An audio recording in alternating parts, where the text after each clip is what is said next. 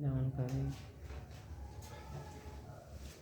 नमस्कार दोस्तों, स्वागत है आप सभी को हमारे चैनल यूनिक कोचिंग सेंटर में। देखिए, आप लोगों को पता है कि ऑफलाइन में क्लास जो है हो रहा है ज्योग्राफी का, और ज्योग्राफी में आपका क्लास 9 के लिए सबसे पहला चैप्टर पढ़ना है स्थिति एवं विस्तार, यानी बोल सकते हैं तो भारत का आकार पढ़ना है। क्या पढ़ना है? भारत का आकार पढ़ना है। भारत का आकार पढ़ना है आपको, ठीक है। भारत का आकार पढ़ना है, यानी बोल सकते हैं स्थिति एवं विस्तार चैप्टर को पढ़ना है। तो इस चैप्टर में 2-3 टॉपिक बहुत ही महत्वपूर्ण है, जो कि ये शुरुआत का ज्योग्राफी का चैप्टर है।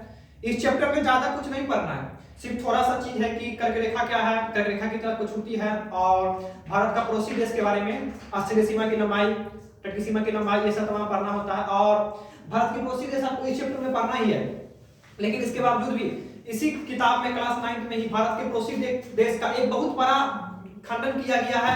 अलग अलग देश के बारे में, नेपाल का एक अलग खंडन किया गया है, चीन का एक अलग खंडन किया गया है, पाकिस्तान का एक अलग खंडन किया गया है। तो वो सब को छोड़ते हुए पहले आते हैं, आपको बताते हैं कि आखिर क्या है इसमें पहले चैप्टर में, ठीक है। स्थिति एवं विस्तार चैप्टर में, स्थिति एवं विस्तार चैप्टर में क्या पढ़ना है, तो आपको बताएं कि सबसे पहले इसमें पढ़ना है आपको कि भारत का क्षेत्रफल क्या है। भारत का क्षेत्रफल क्या है, और एक बात बता देते हैं कि इसमें लिखाएंगे नहीं। अगर आपको लिखा हुआ चाहिए पूरा पीडीएफ इसका, तो आप इस नंबर पे मैसेज करिए, आपको इसका पीडीएफ मिल जाएगा। आप यहां समझिए और वहां पे जाके पीडीएफ से छाप लीजिएगा, ठीक है। यहाँ पे सिर्फ समझिए और इस नंबर पे मैसेज करिए, आपको लिखाया हुआ पीडीएफ मिल जाएगा, तो आप वहां पे लिख सकते हैं, ठीक है। पहले आप समझ लीजिए। तो भारत का जो क्षेत्रफल पढ़ना है, भारत का क्षेत्रफल, तो वो भारत का क्षेत्रफल आपका जैसे कि एक होता है कि 32.8 भी कहीं देखने को मिलता है, 32.8 वर्ग किलोमीटर देखने को मिलता है। भारत का क्षेत्रफल 32.8 वर्ग किलोमीटर भी कहीं देखने को मिलता है। लेकिन अगर हम बोलें तो कहीं कहीं आपको दिखेगा 32,87,263 वर्ग किलोमीटर, यानी ये पूरे भारत का जो क्षेत्रफल है, आप अपनी लंबाई और चौड़ाई को पूरा गुना करके देखें पूरे भारत का क्षेत्रफल का, तो कहीं कहीं आपको 32,87,263 दिखेगा, और इसको समथिंग इतना 32.8 मान सकते हैं। तो ऑप्शन के हिसाब से देखना है, अगर आपको 32,87,263 वर्ग किलोमीटर है तो आंसर ये होगा। अगर 32.8 है तो इसको समथिंग हम 32,87,000 मान सकते हैं, तो ये भी आपका आंसर राइट होगा, ठीक है। और जैसे कि भारत का क्षेत्रफल 32,87,263 वर्ग किलोमीटर, 263 वर्ग किलोमीटर। इसमें भारत के बारे में छोटी छोटी चीज पढ़ना है, कोई बड़ा चैप्टर ये नहीं है पढ़ने के लिए। तो भारत की छोटी छोटी चीज पढ़ना है। तो भारत का क्षेत्रफल आपका 32,87,263 वर्ग किलोमीटर। इसी में पढ़ना है कि सर भारत का पड़ोसी देश, भारत का पड़ोसी देश, तो भारत का पड़ोसी देश टोटल जो है, भारत का पड़ोसी देश 7 होता है। कितना होता है? 7 होता है। भारत का पड़ोसी देश जो है वो 7 है। कितना है? 7, जो कि 7 का नाम आपका देखिए, अफगानिस्तान, पाकिस्तान, चीन, नेपाल, भूटान, बांग्लादेश, म्यांमार, ये सभी जो है भारत का पड़ोसी देश है। अफगानिस्तान, पाकिस्तान, चीन, नेपाल, भूटान, बांग्लादेश, म्यांमार, ये सभी भारत का पड़ोसी देश है। और ये पड़ोसी देश कहने का अर्थ ये है कि पड़ोसी देश जो है, ये पड़ोसी देश जैसे कि आप देश के, हमारे भारत देश के ये बगल में है, हमारे भारत देश के बगल में है, इसीलिए हम कह सकते हैं कि भारत का ये पड़ोसी देश है। तो भारत का पड़ोसी देश टोटल 7 है, जैसे पाकिस्तान या अफगानिस्तान, पाकिस्तान, चीन, नेपाल, भूटान, बांग्लादेश, म्यांमार, ये सभी जो है भारत का पड़ोसी देश है। अगर ये देश है तो इसकी भी राजधानी होता है, जैसे कि अफगानिस्तान की राजधानी काबुल, अफगानिस्तान की राजधानी काबुल, पाकिस्तान की राजधानी इस्लामाबाद, और चीन की राजधानी होगा बीजिंग, चीन की राजधानी बीजिंग, और यहाँ नेपाल की राजधानी होगा काठमांडू होगा, और भूटान की राजधानी होगा थिम्पू, भूटान की राजधानी थिम्पू, और बांग्लादेश की राजधानी होगा ढाका, और म्यांमार की राजधानी होगा नाइपेटिया। तो म्यांमार की राजधानी नाइपेटिया होगा। तो यानी ये सभी देश जो है, इसका अगर ये भारत का ये पड़ोसी देश है तो इसकी भी राजधानी है, जो कि आपको बताएं कि अफगानिस्तान की राजधानी काबुल, पाकिस्तान की राजधानी इस्लामाबाद, और नेपाल की राजधानी काठमांडू, चीन की राजधानी बीजिंग, और भूटान की राजधानी थिम्पू, और बांग्लादेश की राजधानी ढाका, और म्यांमार की राजधानी नाइपेटिया। तो ये सभी जो है भारत का पड़ोसी देश है। इसका पीडीएफ आपको व्हाट्सएप में मिल जाएगा। और इसमें एक टॉपिक यही से पड़ोसी देश के बाद पढ़ना है आपको, पड़ोसी देश के बाद, कि भारत में जो है ये सूर्योदय जो होता है सबसे पहले अरुणाचल प्रदेश राज्य में होता है। अरुणाचल प्रदेश राज्य में होता है। भारत में सबसे पहले सूर्योदय जो है वो अरुणाचल प्रदेश राज्य में होता है। अरुणाचल प्रदेश के किबिथु राज्य में, किबिथु जिला में अरुणाचल प्रदेश के किबिथु जिला में जो है सबसे पहले सूर्योदय होता है। पूर्वी भाग कहलाता है, ये पूर्वी भाग कहलाता है। और उसके बाद सबसे लास्ट में जो सूर्योदय होता है वो होता है गुजरात राज्य में, गुजरात के गुहारमोती नामक स्थान में, गुहारमोती नामक स्थान पे सबसे लास्ट में ये सूर्योदय होता है। तो सबसे पहले जो सूर्योदय होता है वो गुजरात में होता है भारत में, और सबसे लास्ट में गुजरात में होता है। ये दोनों के बीच 2 घंटा का समय का अंतर है, 2 घंटा का समय का अंतर है ये। तो यानी सबसे पहले जो है भारत में सूर्योदय वो अरुणाचल प्रदेश राज्य में होता है, किबिथु में, और सबसे लास्ट में जो होता है वो गुहारमोती में, गुजरात राज्य में होता है, जो कि समय का अंतर 2 घंटे का है। तो यानी कह सकते हैं कि अरुणाचल प्रदेश और कच्छ के बीच समय का अंतर 2 घंटे का है। कितने घंटे का? 2 घंटे का। या नहीं तो हम इसको 30 डिग्री भी कह सकते हैं। अब देखिए 30 डिग्री सर क्यों कहेंगे, यहाँ पे भी दिक्कत हो सकता है कि 30 डिग्री क्यों कहेंगे। तो आप जानते हैं कि पृथ्वी जो है 24 घंटा में 360 डिग्री घूमता है। पृथ्वी 24 घंटा में 360 डिग्री घूमता है, यानी 24 आवर बराबर 360 डिग्री। अगर हम 1 आवर बराबर निकालेंगे तो 360 भागा 24 करेंगे तो 15 आएगा, यानी पृथ्वी 1 घंटा में 15 डिग्री घूमेगा। इसीलिए हम बताएं कि अगर पृथ्वी 1 घंटा में 15 डिग्री घूमेगा तो यहाँ अगर 2 घंटे का समय का अंतर है तो क्या 30 डिग्री का अंतर नहीं होगा? 30 डिग्री का अंतर होगा। जहां आपका सोर्स होता है कि 30 डिग्री का भी अंतर होता है। ठीक है, तो भारत में सबसे पहले सूर्योदय अरुणाचल प्रदेश में और सबसे लास्ट में गुजरात राज्य में। ठीक है, तो यहाँ आपको यहाँ पे क्लियर हुआ टॉपिक ये। और अगला टॉपिक आपका ये है, अगला टॉपिक ये है कि कर्क रेखा, कर्क रेखा यहाँ पे टॉपिक आता है आगे। कर्क रेखा, कर्क रेखा, कर्क रेखा।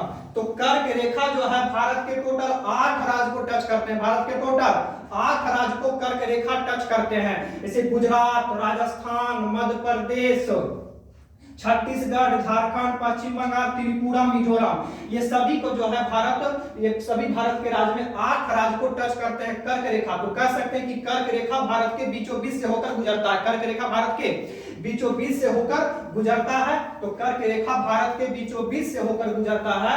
तो यहाँ टोटल 8 राज्य को कर्क रेखा जो है भारत को टच करता है। इसी से हमारे देश में कहीं पे गर्मी और कहीं पे ठंडी का असर होता है। जैसे कि कहीं पे गर्मी और कहीं पे ठंडी का असर क्यों होता है? कर्क रेखा हमारे जो है भारत देश से बीचों बीच से होकर गुजरा, तो सूर्य की किरणें यहाँ दक्षिण से लेकर कर्क रेखा तक आती है, कर्क रेखा तक आती है। सूर्य की किरणें दक्षिण से लेकर यहाँ कर्क रेखा तक आती है। जैसे कि सूर्य की किरणें यहाँ से आई, यहाँ से आते आते आते आते जब ये कर्क रेखा पर आती है तो पुनः ये कर्क रेखा से वापस लौट आती है। सूर्य की किरणें जो कर्क रेखा के ऊपर वाले राज्य बिहार, उत्तर प्रदेश, ये हरियाणा, पंजाब, उत्तराखंड और हिमाचल प्रदेश, हिमाचल प्रदेश, ये सभी पे जो है सूर्य की किरणें तिरछी जाती है। जैसे अगर आप किसी टॉर्च को परावर्तक सतह पे मारते हैं तो वो तिरछा आता है ना, तो उसी ढंग से सूर्य की किरणें जो है यहाँ से जाते जाते जब यहाँ पे कर्क रेखा पे आता है तो कर्क रेखा से वो पुनः वापस लौट आता है। तो जब कर्क रेखा तक जब ये मान के चलो कि यहाँ से कर्क आया सूर्य की किरणें और तेलंगाना तक आते आते जब ये तिरछा पड़ता है तो तिरछी धूप, तो कह सकते हैं कि बिहार में तिरछी धूप आती है।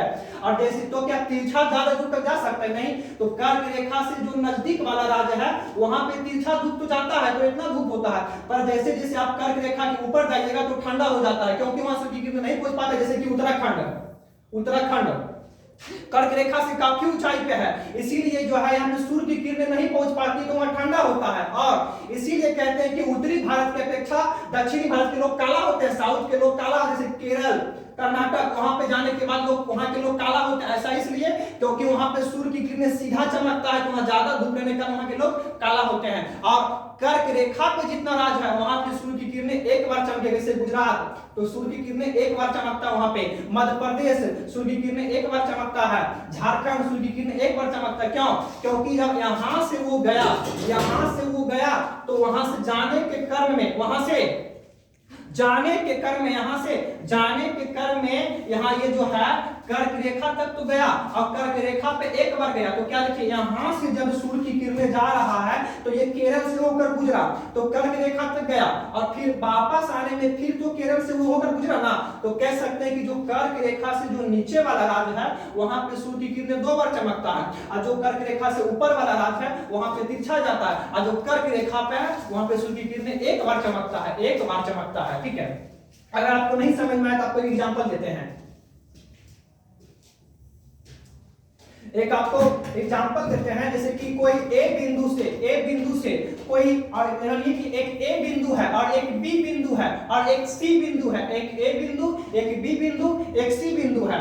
तो यहां से सूर्य की किरणें जा रहा है तो क्या सी पास गया और फिर सी से पुनः वापस लौट आया, फिर सी से पुनः वापस लौट आया तो कह सकते हैं ना कि सूर्य की किरणें जो है सी के पास एक बार गया लेकिन बी के पास 2 बार गया। क्यों? क्योंकि एक बार जाने वक्त गया और एक बार आने वक्त आया।